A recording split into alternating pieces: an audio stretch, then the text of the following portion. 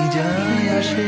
আমার মনে লাগে সন্ধে, মনে বুঝি জাদু জানে। লিচু বাগানের গানটি নিয়ে দর্শকদের যে এক্সপেকটেশন ছিল সেটা পূরণ হয়েছে কিনা সেটা আমি জানি না। তবে গানটিকে নিয়ে যদি আপনি উড়াদুরা এবং চাঁদ মামার সঙ্গে ডিল করেন তাহলে কিন্তু ভুল হবে।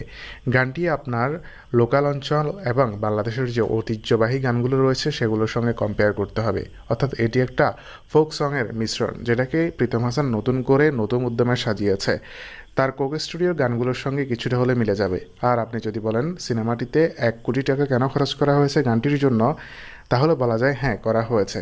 আপনি গানটির সেট দেখুন, অন্যদিকে সাকিবের কস্টিউম দেখুন, সব মিলিয়ে ফার্স্ট ক্লাস। অন্যদিকে এই প্রথম সাকিব সাবিলাকে এরকম রোমান্টিক আবহে দেখা গিয়েছে।